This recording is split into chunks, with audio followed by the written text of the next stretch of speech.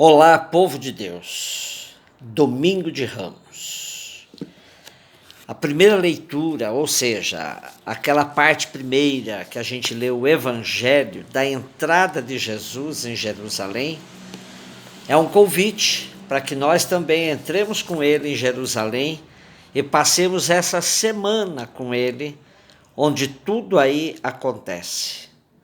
E nessa primeira leitura de hoje, nós temos dois símbolos interessantes, a jumenta com o jumentinho. É um símbolo, né? A jumenta e o jumentinho. Símbolo do messianismo de Jesus. Nada de ostentação. É um rei manso que ganha da multidão o título de profeta, Jesus de Nazaré da Galileia.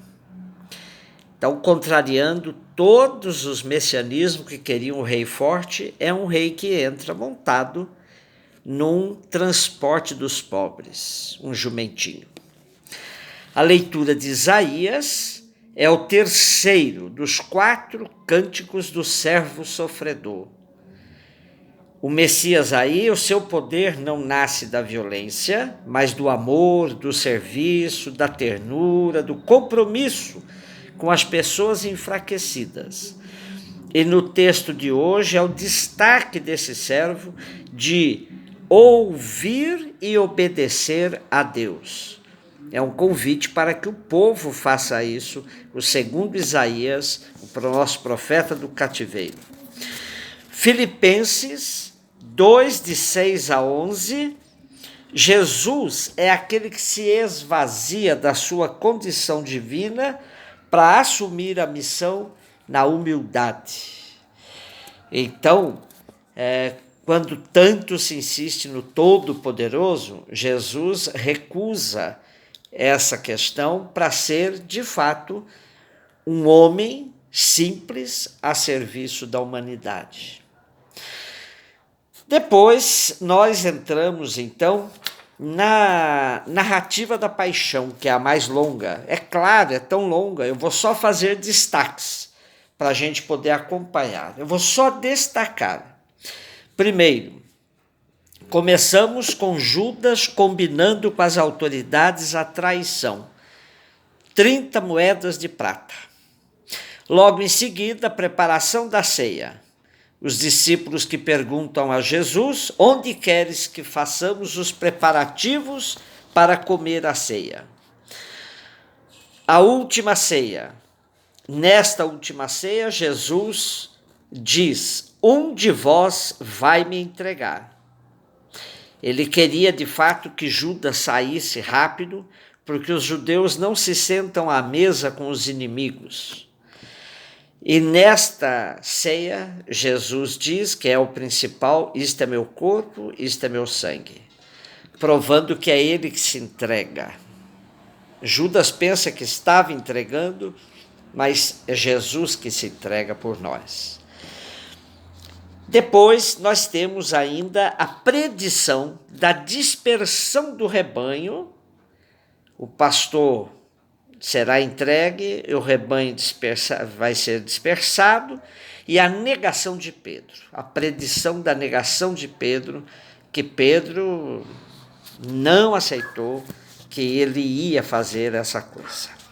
Depois nós temos aquela cena dura, muito dura, a oração no Getsemane.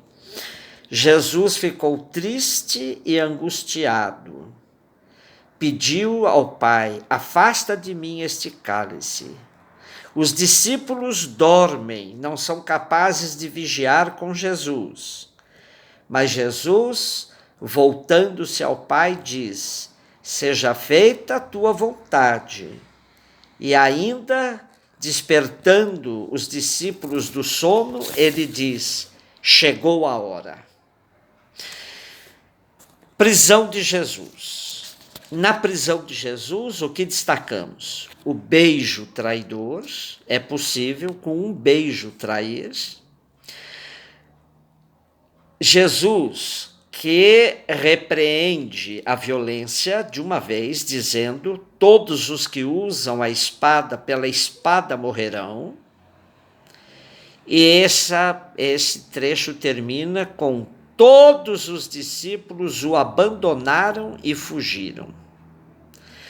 Diante do Sinédrio, a próxima cena no conselho dos judeus. Muitas falsas testemunhas, vejam como é fácil contra um inocente conseguir muitas falsas testemunhas. E os judeus que perguntam: dize-nos se tu és o Cristo. Jesus diz: tu o dizes. Vereis o Filho do Homem sentado à direita do Todo-Poderoso, vindo das nuvens. Aí é a causa, blasfêmia. Aí eles não têm dúvida, é a blasfêmia que vai levar Jesus para a cruz. Em seguida, o trecho da negação de Pedro, Pedro que diz: não conheço esse homem. E depois, quando o galo canta, ele chora amargamente. Depois, a morte de Judas. Judas se arrepende e diz: pequei, entregando à morte um inocente. E não resistindo, não conseguindo reverter a situação, saiu e foi se enforcar. Aí temos Pilatos, uma cena bastante conhecida e que eu destaco. Nós temos duas bacias nesta Semana Santa.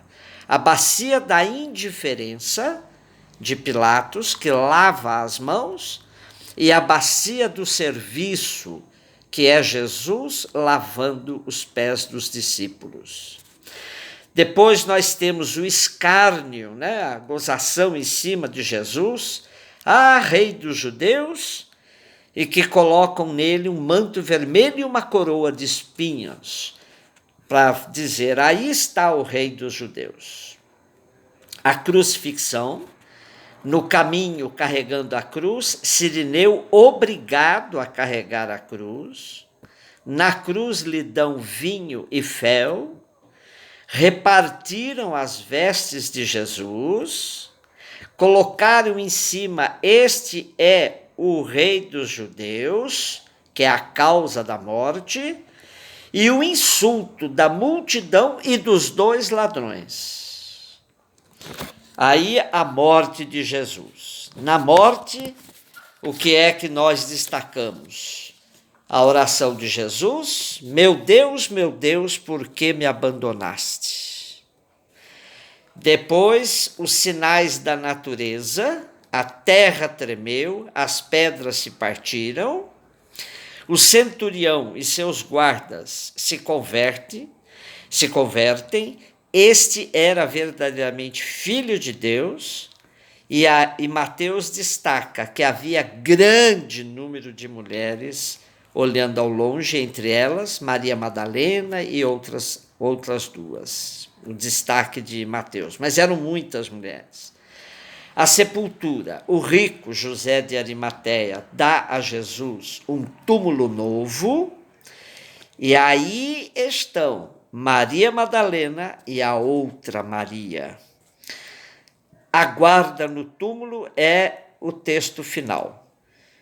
Por medo da ressurreição, de que se cumprisse a palavra, os chefes dos judeus exigem, né, que sejam colocados aí guardas, segurando fortemente aonde Jesus está sepultado, para garantir que ele, de fato, está morto e sepultado. Lacraram a pedra e a guarda ali ficou. Então, este é o longo texto. Eu espero que todos tenham conseguido acompanhar direitinho e que esta semana nós somos convidados para fazer o nosso retiro. E junto com o nosso retiro, a opção fundamental da nossa vida. O que é que nós vamos escolher?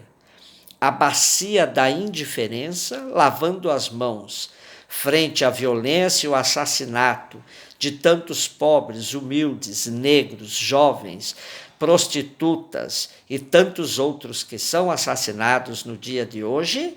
Ou nós vamos tomar com Jesus a bacia do serviço, do amor e da ternura? Um beijo no seu coração.